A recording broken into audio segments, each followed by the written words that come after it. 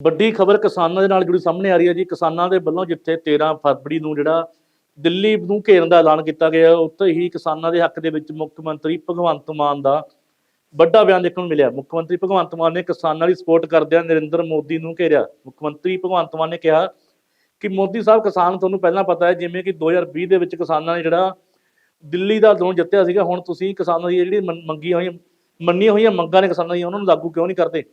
क्योंकि किसान हुण फिर दोबारा सड़कों ते उतरन जा रहे हैं। तो प्रधानमंत्री मोदी साहब तुसीं किसानां दी मंगां वल ध्यान दिओ तां जो ओह मुड़ दिल्ली वल कूच ना करन। तो पहली बार मोहर नहीं लगा रहे थे, हर साल चुनाव होता है, चौथी पांचवी बार लगा रहे थे। लेकिन जब वीडियो साहब फिर सुप्रीम कोर्ट जाना पड़ा, जब सुप्रीम कोर्ट ने देखा, सबने देखा कैसे वोटों की गिनती हो रही थी, ऐसे वो प्रिजाइडिंग अफसर ये किधर रखूं, बीजेपी वालों के एक काम मैं इधर रख देता हूं, फिर ये वाली चलो ये वाली भी इधर ही रख देता हूं, थोड़ा इनको बढ़ाना।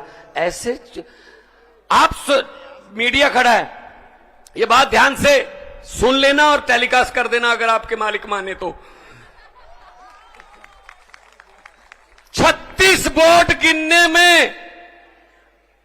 8 वोट कैंसिल कर दिए, ऑलमोस्ट 25% वोटों का घोटाला हो गया। मात्र 36 वोट गिनने में 25% वोटों का घोटाला कर गए। अभी मई जून में 90 करोड़ वोट गिनने हैं। चिंता इस बात की है उसमें क्या करेंगे ये? 36 वोट नहीं गिन रहे। एक 10 बाई 10 किलोमीटर का शहर है चंडीगढ़, वो हार नहीं सकते, बर्दाश्त नहीं होती हार। लेकिन पूरे देश में क्या होगा, चिंता इस बात की है। तो पंजाब अपने हक मांग रहा है, किसानों को एमएसपी का वादा करके।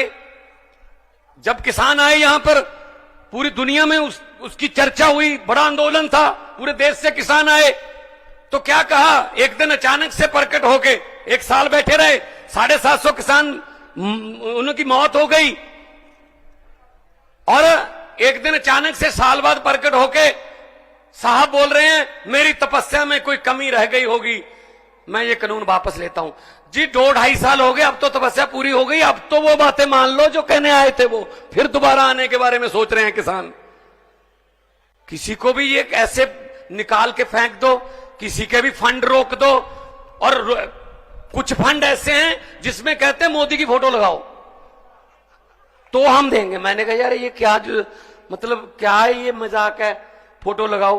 मैंने कहा कितनी देर लगेगी फोटो, अगर मई में बदल गई तो फोटो किसकी लगाओगे फिर? और देखो ये कितना नफरत करते हैं।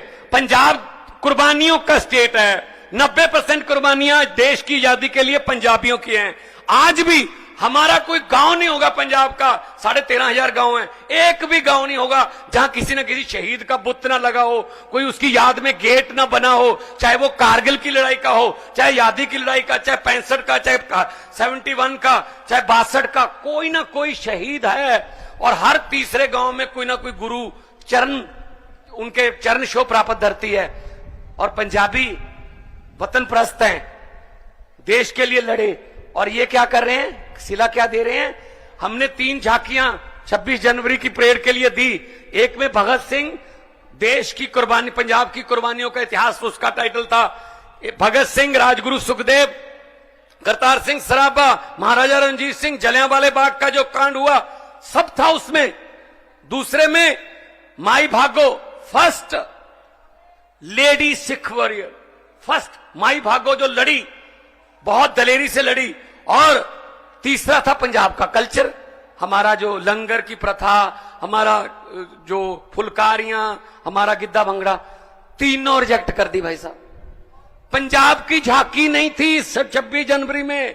क्या पंजाब आजादी के जश्न 15 अगस्त 26 जनवरी पंजाब के बिना मना लोगे? ये कौन होते हैं भगत सिंह को रिजेक्ट करने वाले? ये कौन होते हैं करतार सिंह सराभा को, लाला लाजपत राय को रिजेक्ट करने वाले? देश के मालिक बन के बैठ गए। देश इनके बाप की जगीर है क्या? हमारे पुरखों ने, हमारे बुजुर्गों ने लड़ाई लड़ी, हमको देश लेके दिया, और ये बैठ गए प्रधानमंत्री की कुर्सी पर बैठ गए। वहां जो भी मुंह में आता है बोल देते हैं। कल तो बड़ी राज्यसभा में फेडरल स्ट्रक्चर की बातें हो रही थी कि मैं जब मुख्यमंत्री होता था मुझे यूपीए तंग करती थी, अब क्या हमें सम्मानित कर रहे हो तुम लोग? अब भी तो तंग ही कर रहे हो।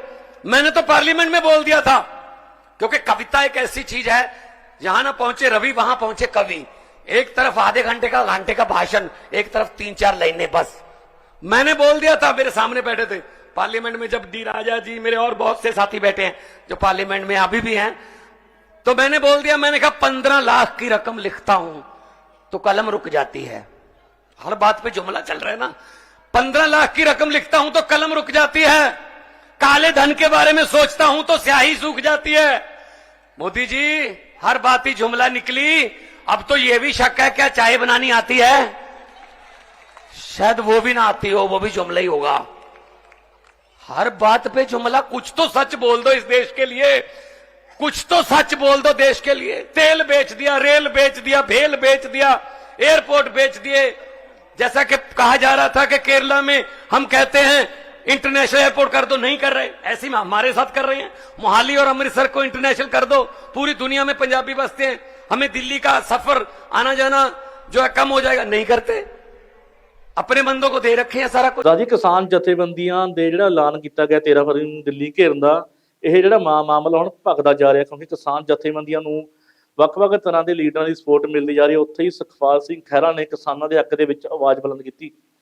ਖਹਿਰਾ ਨੇ ਕਿਹਾ ਹੈ ਕਿ ਕਿਸਾਨਾਂ ਵੀ ਮੈਂ ਵੀ ਇੱਕ ਕਿਸਾਨ ਦਾ ਪੁੱਤ ਹਾਂ, ਕਿਸਾਨ ਹੋਣ ਦੇ ਨਾਤੇ ਮੈਂ ਕਿਸਾਨਾਂ ਦੇ ਅੰਦੋਲਨ ਦੀ ਵੀ ਹਮਾਇਤ ਕਰਦਾ ਹਾਂ। ਉੱਥੇ ਹੀ ਨਰਿੰਦਰ ਮੋਦੀ ਨੂੰ ਚੇਤਾਵਨੀ ਦਿੰਦਾ ਹੈ ਤੇ ਮੋਦੀ ਸਾਹਿਬ ਨੂੰ ਇਹ ਕਹਿਣਾ ਚਾਹੁੰਦਾ ਹੈ ਕਿ ਨਰਿੰਦਰ ਮੋਦੀ ਸਾਹਿਬ ਕਿਸਾਨਾਂ ਦੀ ਮੰਗਾਂ ਵੱਲ ਧਿਆਨ ਦਿਓ, ਕਿਉਂਕਿ ਜੇ ਕਿਸਾਨ ਜਿਹੜੇ ਸੜਕਾਂ ਤੇ ਉਤਰਨਗੇ, ਸੜਕਾਂ ਦੇ ਕਿਸਾਨਾਂ ਦੇ ਉਤਰਨਾ ਅਤੀ ਨਿੰਦਣਯੋਗ ਹੈ। ਦੱਸਦੀ ਕਿ ਉੱਥੇ ਹੀ ਵੱਖ-ਵੱਖ ਸਮਾਜਿਕ ਜਥੇਬੰਦੀਆਂ ਵੱਲੋਂ ਵੀ ਕਿਸਾਨਾਂ ਦਾ ਸਾਥ ਦੇਣ ਦਾ ਜਿਹੜਾ ਐਲਾਨ ਕੀਤਾ ਗਿਆ।